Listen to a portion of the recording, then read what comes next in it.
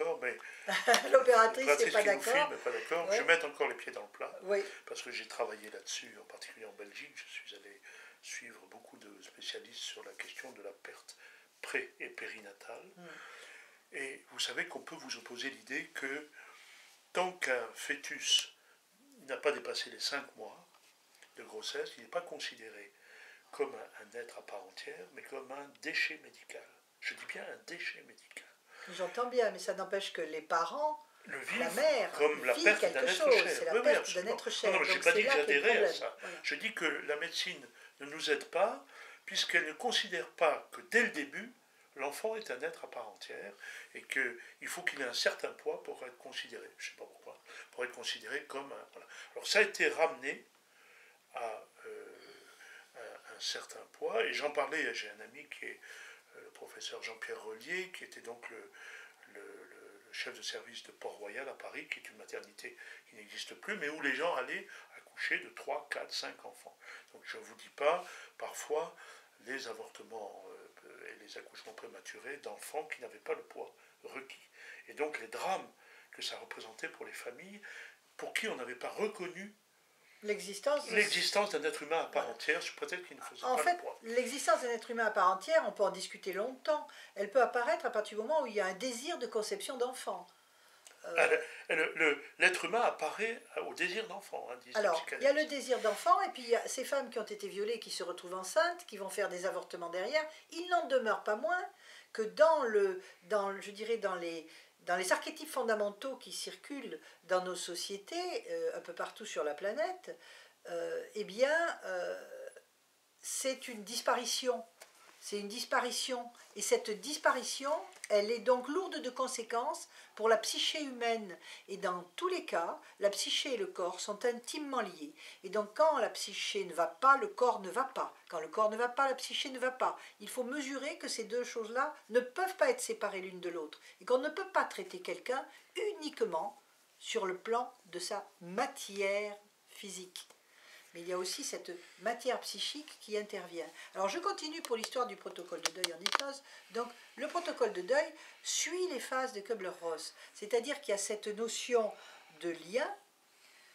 Et au début, on entre dans le rapport harmonieux qu'il y avait avec la personne, le rapport avec le travail, le rapport qu'il y avait.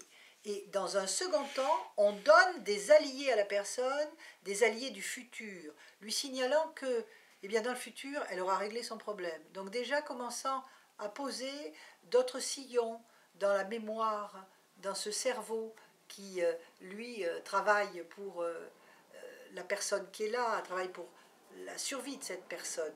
Et donc, on lui donne des outils qui lui permettent déjà d'avoir des alliés. Et puis, eh bien, c'est décrit tout à fait fort bien dans les phases de Kubler-Ross. Il y a un moment où il y a un échange qui peut s'opérer entre la personne qui va s'en aller, qui n'est pas encore partie, et tout ce qu'elle a apporté finalement à la personne qui va rester. Donc toutes les valeurs qu'elle a apportées, toutes les compétences qu'elle a pu offrir. Et c'est quelque part un moment où la personne prend conscience de tout ce qui a été apporté. Et cette prise de conscience lui permet de commencer à sortir un peu de sa peur, de son déni. Remettre les pieds dans le plat une troisième fois, jamais 203. Donc on est à cette étape-là, et avant de continuer, je vais redonner la parole à Pascal. Merci, parce que j'ai tendance à la prendre. Voilà. Je suis un enseignant du deuil, je suis passionné. Alors je voulais vous dire qu'il y a plusieurs formes de deuil, déjà. Il y a le deuil standard, pardon du mot, le deuil normal qui s'accomplit normalement. Il y a ce qu'on appelle également le deuil compliqué. Le deuil compliqué, c'est un deuil qui va se faire, mais qui d'emblée va demander beaucoup plus d'énergie et beaucoup plus de temps. Et c'est là où je voulais rejoindre Marguerite, d'ailleurs, hein, c'est elle qui m'inspire dans ce que je vais vous dire, c'est en particulier ce qu'on appelle le deuil de disparition. C'est-à-dire qu'à partir du moment où on n'a pas contacté la réalité de la mort de l'autre, c'est très difficile de faire son deuil. Vous savez qu'on dit toujours aux infos, quand vous voyez des assassinats ou autres, on vous dit il faut qu'ils voient le corps pour qu'ils commencent à faire leur deuil. C'est à peu près la même chose. Donc, le deuil de disparu, c'est un deuil très difficile. Vous avez, dans les deuils compliqués, par exemple, le deuil du survivant. Le deuil du survivant, c'est quoi? Vous avez 4 copains qui partent en goguette le soir, qui vont en boîte de nuit, qui ont peut-être bu un petit coup, et qui se paye un platane. Je vous disais tout à l'heure que le platane traverse les routes à 3 heures du matin. Il faut s'en méfier, hein, ils ont tendance à le faire. Les camarades d'alcool, Voilà. c'est encore plus rapide. Et donc, la voiture se met sur le platane et une seule personne reste vivante, les 3 autres sont mortes. Cette personne va vivre dans l'impossibilité de faire son travail de deuil parce qu'elle va culpabiliser une grande partie de sa vie, ce qu'on appelle le deuil du survivant. Et enfin, il y en a d'autres, hein. Il y a des deuils traumatiques. Quand un deuil survient alors qu'on ne s'y attendait pas, brutalement, ça donne d'emblée des deuils dits compliqués, véritablement. Encore une fois, ces deuils vont s'accomplir, mais ils demanderont beaucoup plus d'énergie, beaucoup plus de temps. Alors, je voudrais donc terminer d'abord ce protocole d'hypnose. Donc, ces étapes successives, cette sortie de la peur, par le fait qu'on peut communiquer avec la personne quelque part dans le travail hypnotique, et à un moment donné, donc on peut marchander un peu aussi par la même occasion, et à un moment donné, c'est le moment du renoncement. Et ce moment du renoncement apparaît aussi dans le protocole, puisqu'à un moment donné, en fonction des conceptions spirituelles que peut avoir le client ou la cliente, le patient, la patiente, eh bien, on va lui donner plusieurs possibilités. Par exemple, la possibilité d'ouvrir un faisceau de lumière juste derrière la personne qui va s'en aller, et de voir arriver des êtres qui vont l'accompagner dans son passage, de voir des alliés pour cette personne-là. Il peut y avoir plusieurs types d'alliés, et on va à un moment donné fermer ce tunnel, lui dire au revoir et fermer le tunnel. Et là, le lien concret, matériel, va devoir disparaître. Mais en même temps, les valeurs apportées par la personne qui s'en va vont irriguer la personne qui reste. Et c'est en ce sens que c'est puissant, ce protocole de deuil. Et pour les enfants, par exemple, disparus, les enfants morts-nés, les enfants... ça peut arriver, hein, à la naissance, on porte un enfant, puis hop, à la naissance, il meurt. Ça peut arriver, ça. Eh bien, là aussi, ça va permettre... on va peut-être pouvoir introduire des parents du ciel qui vont s'occuper de l'enfant, parce qu'il y a souvent aussi des phénomènes de culpabilité dans ce départ, qui est assez grave pour les personnes, donc pour les mamans.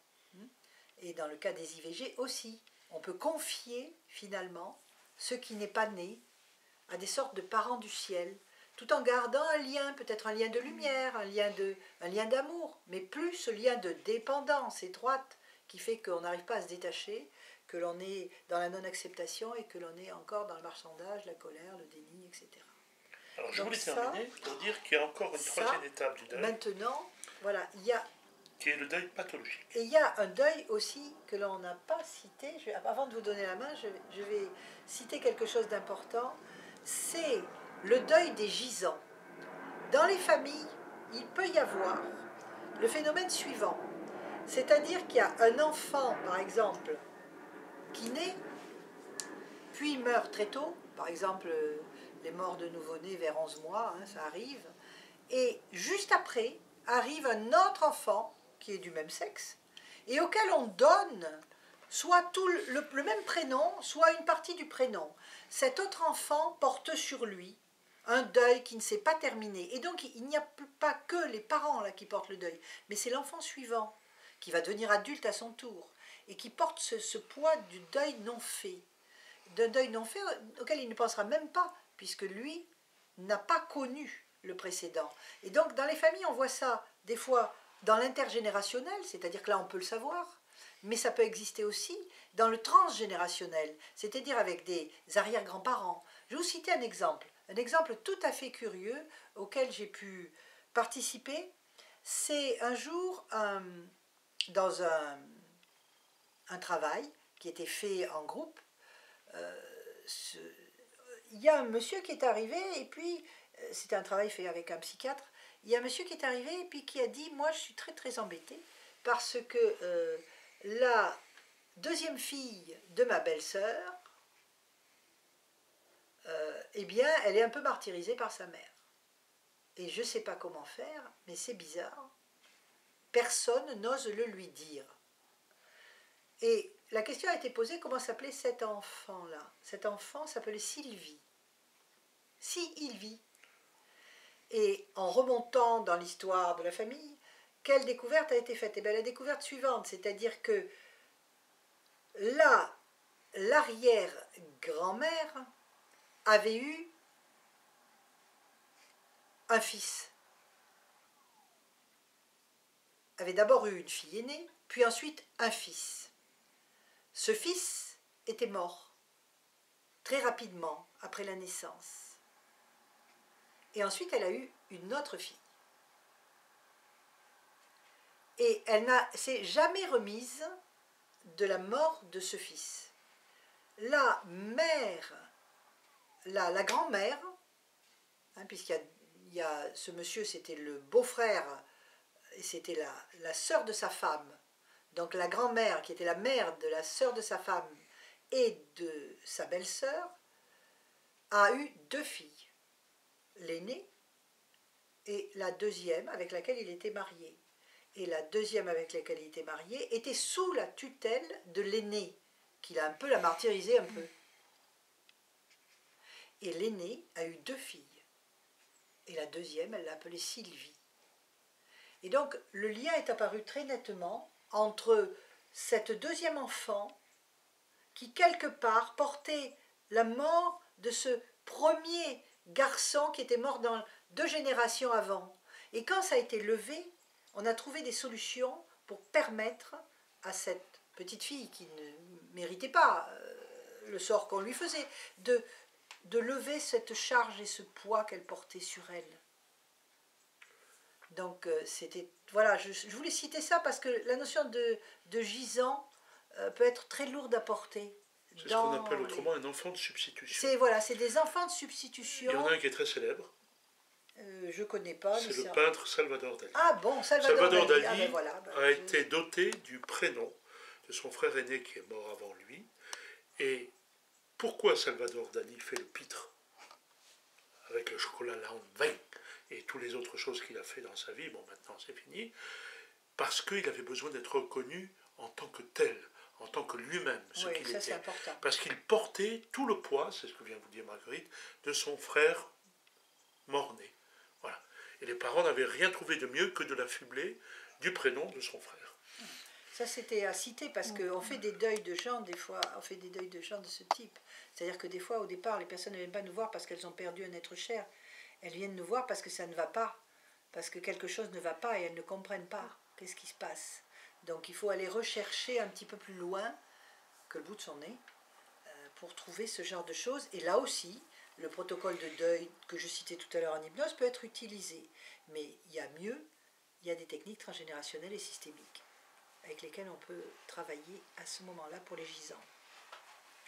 Alors tout à l'heure, je n'ai pas fini les différents deuils qui existent, et je ne terminerai pas sans citer le deuil pathologique. Il y a des deuils qui, à force de durer, en quelque sorte, des gens qui restent verrouillés dans une des étapes du deuil que nous avons citées, par exemple, font des deuils pathologiques. Alors, vous avez des deuils connus comme le deuil hystérique, le deuil fantasmatique, le deuil mélancolique, le deuil maniaque. Et vous avez aussi des deuils, ce qu'on appelle des deuils sans fin. Vous en connaissez, les vieilles dames siciliennes habillées de noir toute leur vie, elles ont perdu légitimement un enfant ou un parent et leur vie est terminée. Ça y est, elles seront en noir et dans la vibration de ce deuil toute leur vie. Et celles qui vont au cimetière tous les jours, oui. Pas que pour eux, mais pour aller pleurer les deuils des autres. Oui. Donc là, on est dans la pathologie, on est dans une forme de pathologie. Ou des gens, voyez-vous, qui sanctuarisent la mort de l'autre, par exemple, qui tous les soirs mettent le couvert de celui qui est mort. Absolument. Pendant des années, des décennies véritablement, ou qui ont fait de la chambre de celui qui est mort un sanctuaire, c'est ce que je disais, c'est-à-dire qu'elle ne touche pas, personne n'a le droit de rentrer dans cette chambre, de déplacer un objet, voilà. Et vous avez un exemple, il est cher à mon cœur parce que c'est un film que j'aime beaucoup qui s'appelle Bottles in the Sea, c'est-à-dire une bouteille à la mer. C'est un film avec Kevin Costner et Robin Wright, où on voit un excellent type de deuil sanctuarisé, de deuil, si vous voulez, non fait, où le héros a perdu sa femme, qui était un peintre d'une exceptionnelle qualité, et dans le coin atelier de sa femme, rien n'a bougé. il y a toujours, même les espadrilles dont elle se servait. Il y a encore un verre qui est à moitié plein du dernier café qu'elle a pu prendre. Vous voyez.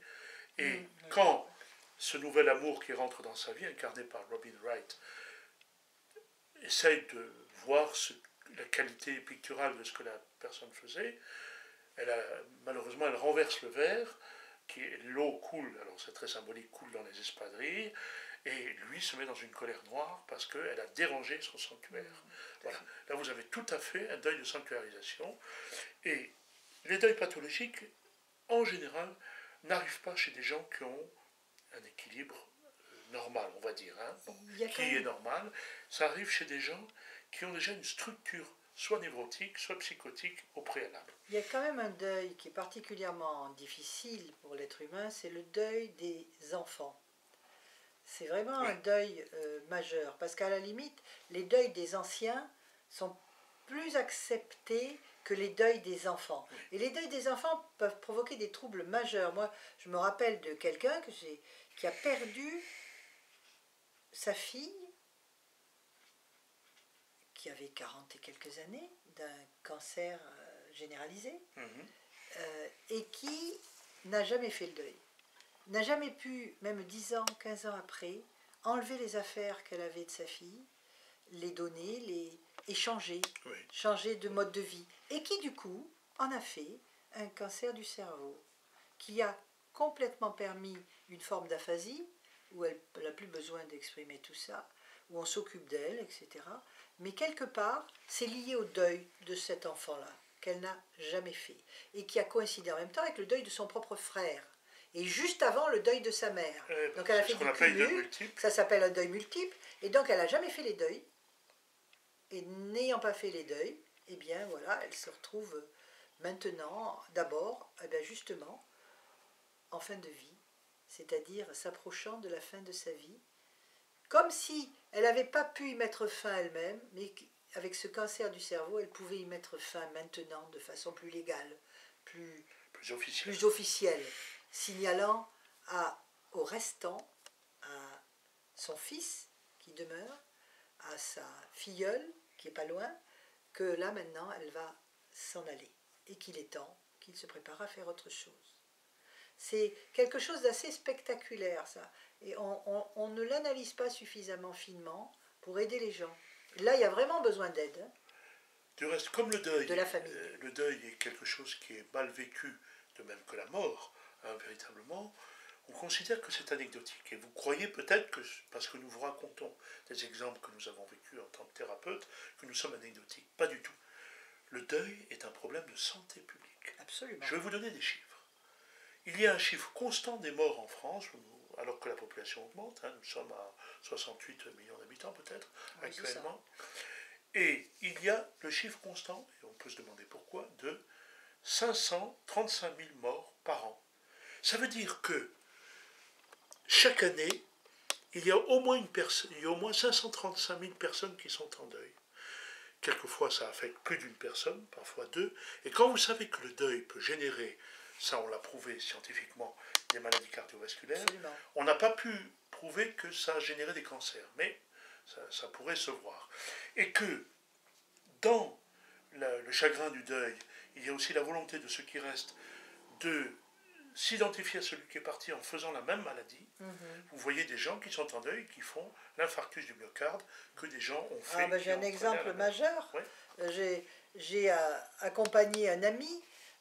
Son père, très âgé, a fait un cancer de la vessie. Et donc il l'a accompagné jusqu'au bout. Et après avoir enterré son père, dans les 2 mois qui ont suivi, il a fait un cancer de la vessie. Et ben voilà. Il a fait la même chose, ma foi. C'est une manière de rejoindre l'autre. Voilà. Et donc, ne croyez pas que le deuil est une espèce de caprice que nous avons. C'est un problème donc, de santé publique, c'est-à-dire il y a 1 demi-million de personnes chaque année de plus qui sont en deuil. Et quand on sait que souvent 2 ou 3 personnes sont touchées, c'est un minimum, par le deuil de la personne, et qu'il peut y avoir des conséquences de maladie, imaginez-vous ce que le deuil, qu'on néglige absolument, coûte. Voilà. D'ailleurs, il n'y a qu'à voir comment la circulation en ville traite un convoi funéraire. Absolument. Parce qu'un convoi funéraire, ça va lentement, c'est normal, hein, il y a une espèce de gravité, eh bien, les autres le klaxonnent en disant oui, on ne peut plus rouler, il nous emmerde. Hein. Non. Il y a toute une éducation à faire au niveau de la conscience collective, de ce que ça représente pour une société, de pouvoir apporter de l'aide dans tout ce secteur-là d'activité au niveau de la santé publique. Et il y a autre chose aussi qui me paraît important de souligner, c'est que on traite un peu le deuil comme quelque chose qu'il faudrait vite, vite, vite éliminer. Ou cacher. Et là aussi, c'est le rapport à la mort, à nouveau, qui est concerné. Et je pense qu'une partie de l'éducation nationale pourrait en parler dans les classes d'une manière simple. Je me rappelle d'une petite fille que j'ai reçue en cabinet avec sa maman, dont le papa était mourant et qui avait beaucoup de mal à accepter ce processus, donc qui était un peu muré dans le mutisme. C'est une des phases du deuil qui existe. Et cette petite fille m'a signalé que finalement ses copains et ses copines un petit peu la traitaient mal par rapport à ça, et qu'elle n'osait pas leur parler des difficultés qu'elle avait, elle, à la maison, par rapport à son papa qui s'en allait. Elle voulait être comme les autres. Mais les autres, bah, ma foi, ils s'en moquaient un peu. Et même son institutrice n'avait pas cette présence d'esprit de se rendre compte. Et ça lui provoquait énormément de troubles divers, physiques, des maux de tête, une grande fatigue, des difficultés d'endormissement. Et la maman est venue, donc, avec elle, pour qu'on puisse en parler. Et ça a un petit peu déverrouillé tout ça. Un petit peu réfléchir à tout ça avec cette petite fille. Parce que même un enfant a besoin d'aide dans ces cas-là. J'ai eu la chance de pouvoir travailler à propos des enfants avec des spécialistes de l'accompagnement d'enfants qui allaient mourir. C'est terrible. Ah oui, on ça imagine aussi. que des enfants qui vont mourir, c'est terrible. Et également d'enfants en deuil. Quelques petites choses à savoir sur l'enfant en deuil. L'enfant en deuil n'apparaît pas comme tel, parce qu'il continue à jouer, à chanter ou autre. Écoutez bien, quand il chante, l'enfant en deuil fait de la litanie. Il répète inlassablement la chanson pour s'anesthésier en fait lui-même. Alors les parents disent « Ah ben tout va bien, regarde, il joue, il chante. » Non. Alors pour un enfant en deuil, il y a des petites choses à respecter bien évidemment. D'une part, ne pas négliger le deuil des enfants, parce qu'ils font un deuil comme les grands. Deuxièmement, dire aux enfants qu'ils ne sont pas responsables de ce qui s'est passé. Important. Parce que les enfants croient toujours que c'est parce qu'ils n'ont pas été sages que mamie est morte, hein, ou que leurs parents vont divorcer, donc faire le deuil de leurs parents. Troisièmement, qu'on va les aider. Il faut bien confirmer aux enfants qu'on va être là près d'eux et qu'on va les aider, c'est-à-dire qu'on ne considère pas que leur chagrin est inexistant, véritablement. Il faut bien savoir aussi que, et on le voit quand on accompagne des enfants qui vont mourir, ça paraît insupportable de faire ça, mais un enfant qui va mourir, curieusement, vous aide à l'aider. C'est-à-dire que c'est peut-être moins difficile que dans certaines situations d'adultes, parce que l'enfant, d'une part, n'a pas de souvenir de cette vie, il n'est pas accroché depuis très longtemps à cette vie, donc il n'a pas tout ça à détacher. Hein. C'est quelqu'un qui n'est que depuis 7-8 ans dans le monde, ou 4-5 ans, il n'a pas eu le temps de se constituer des souvenirs. Donc ça, c'est pas le plus difficile. Mais ils ont une obsession, les enfants qui vont mourir. Je vous demande de voir laquelle. C'est que leurs parents ne se séparent pas après leur mort. Ils veulent pas être. Moi, j'en ai parlé avec eux, je lui disais, mais ça t'ennuie pas de quitter ton papa et ta maman, de t'en aller? Ah non, mais je ne voudrais pas qu'ils se séparent. Vous savez que la mort d'un enfant, c'est une des choses les plus difficiles qui existent, et souvent, ça tue les couples, ou ça les renforce. Hein, ce qui ne nous abat pas nous rend plus forts. Donc, pour un enfant qui va mourir, c'est, et je ne veux pas dire plus, c'est plus facile qu'il n'y paraît parce que l'enfant vous aide à l'aider, mais vous devez le rassurer quant au fait que ses parents ne se sépareront pas, parce que lui, il pense que même là où il sera plus tard, il aura toujours son papa et sa maman. Et je me souviens, et encore un exemple personnel, mais c'est notre vie de praticien est fait par des exemples personnels, j'ai perdu mon demi-frère il y a bon nombre d'années maintenant, et nous étions au cimetière pour l'accompagner au caveau. Et mon demi-frère était le fils de mon père, que mon père avait eu avec une autre femme, qu'il ne voyait plus que ma mère, hein, et ils ne se voyaient plus depuis 35 ans. Ils étaient fâchés, il y avait un gros problème. Et vous savez, il y a eu quelque chose presque de magique, enfin de très beau. Nous étions en convoi, hein, à la queue leu, et les deux compagnons actuels des deux parents se sont mis en arrière pour laisser les deux parents véritables aller au bord du caveau où était le cercueil. Et j'ai entendu cette chose extraordinaire, j'en frissonne encore, de cette dame qui prend la main de mon père, ils étaient fâchés, hein, mais vraiment fâchés, et qui lui dit, mais enfin, c'était notre petit quand même. Bien sûr. Alors vous allez me dire, c'est une évidence quand on y pense comme ça, sauf que là, je venais de prendre conscience, moi qui étais pourtant au courant de tout ça, que nos enfants sont toujours nos enfants. Même si nous nous séparons, nous sommes toujours le père et la mère de nos enfants. Et d'ailleurs, je suis sûr que si on est un parent adapté, si un enfant est malade, on va se précipiter tous les deux à son chevet pour voir s'il y a. On ne va pas régler nos comptes sur le dos de la maladie d'un enfant. Voilà. Et donc, cette idée que nous restons, que ce lien de filiation est inscrit dans le temps, au-delà des vicissitudes de la vie, c'était extrêmement touchant. Et c'est à ça que pense l'enfant. Il est obsédé par l'idée que ses parents vont peut-être se séparer et ne plus être ses parents qu'il a connus comme ça, une fois que lui aurait quitté ce monde. Alors, c'est étonnant. Et juste une dernière chose. On trouve ça chez les enfants battus également. Oui, tout à fait. On trouve ça aussi chez les enfants dont les couples se sont séparés et mal séparés. Donc, quand on se sépare de quelqu'un, eh bien, apprenez donc à vous séparer tranquillement et paisiblement. Ça vous permettra de reconstruire vos vies. Sinon, vous allez abîmer vos enfants. Alors, un autre petit point, après un deuil, il arrive aussi que les vivants aient des visions. Ils se rappellent du mort sur son lit de mort. Et ces visions, même les odeurs, les visions qu'ils peuvent avoir à ce moment-là, peuvent être des choses qui sont rémanentes et qui donnent lieu à des cauchemars.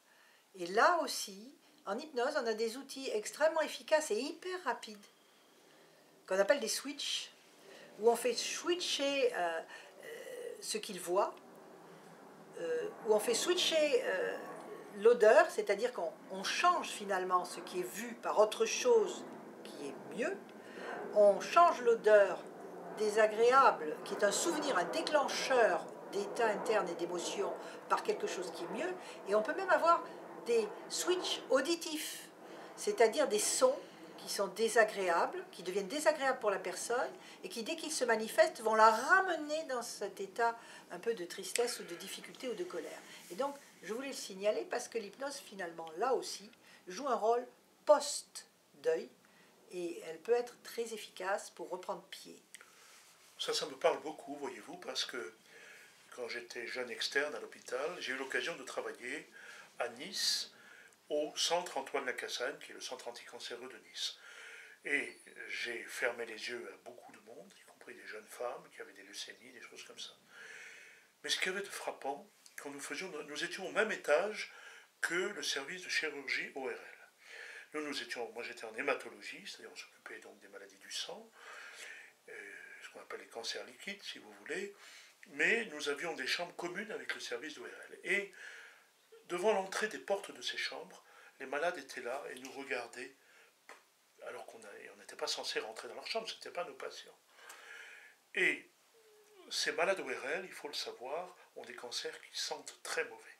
Tout ce qui est anfractuaire dans la gorge donne des odeurs insupportables. Et donc, les familles ne venaient plus les voir parce que les enfants ne devaient pas sentir ça. Hein, voilà. Et donc, on voyait des grands-pères qui, toutes les après-midi, quand on faisait la visite, attendaient que leur famille soit là. Et j'en veux pour preuve que j'en ai parlé à mon professeur, dont j'ai un souvenir ému, le professeur Schneider, qui venait de Villejuif d'ailleurs, en lui disant, vous savez, il y a des gens qui attendent leur famille, qui ne viennent jamais les voir. Il m'a dit, c'est pas vrai. Je dis, oui, quand on fait les contre-visites l'après-midi, ils attendent. Ils sont là, ils attendent. Et ils sont presque prêts à parler avec nous par substitution. Alors il est parti dans le bureau de la cadre infirmière qu'on appelait à l'époque des surveillantes, et il lui a dit, vous allez me donner les numéros des familles de tous ces patients-là qui sont là. Il a téléphoné en famille lui-même en disant, je vous préviens, vous allez venir voir votre malade, votre grand-père. Oui, mais ça sent mauvais, tout ça. Vous allez venir le voir. Vous allez le tuer 2 fois parce qu'il est en train de vous attendre. Et je vous préviens, si vous ne le faites pas, moi je téléphone à la sécurité sociale et je vous fais supprimer vos allocations. Il aurait fallu leur faire un switch olfactif à ces gens-là. Tout simplement, à l'accueil, vous inquiétez pas, on va vous prendre en main et on va vous aider à sortir de ce phénomène-là. Parce que ça aussi, c'est pas fait. C'est-à-dire qu'on soigne le patient, mais on oublie la famille. Si on tenait compte de la famille, on pourrait avoir des aides considérables au niveau hospitalier. Parce qu'il y a beaucoup de familles qui sont prêtes à aider, mais il faut les aider d'abord. Il faut les aider à aider. Il faut les aider à aider. Donc ça veut dire que finalement, on pourrait faire une médecine subtile et fine, au lieu de se contenter d'une médecine de hussard. Je me permets de le dire parce que je trouve quand même que c'est un peu dommage de pas profiter de tout ce qui est offrable pour que les êtres humains aillent mieux. Et le secteur de la santé est un vrai parent pauvre. C'est-à-dire que on a finalement les secteurs qui reçoivent le plus, c'est éventuellement la cardiologie, éventuellement la gastro-entérologie, ainsi de suite. Mais par exemple la psychiatrie, parent pauvre. Hein, on est malade. Ou alors dans le cas de ces gens qui sont en phase terminale au niveau des cancers, là aussi, il y a beaucoup de choses qui pourraient être mises en place. Et les switches, c'est vraiment remarquable. Ça a un effet immédiat, un effet quasi définitif si c'est bien fait, que ce soit au niveau olfactif, au niveau auditif ou au niveau visuel. Et c'est très rapide, très rapide. En 5 minutes, on a fait faire un switch à quelqu'un. Est-ce que c'est ce qu'on appelle les thérapies cognitives et comportementales? Pas tout à fait. C'est-à-dire que là, vraiment, c'est toute une histoire de maniement. Maniement des outils de perception que sont nos 5 sens, de la manière dont on capte les informations et dont on les fixe dans le cerveau. Donc quand on a une mauvaise odeur, on a un déclencheur qui provoque une émotion, qui provoque éventuellement un écœurement physique, qui provoque, etc., un tas de choses organiques. Et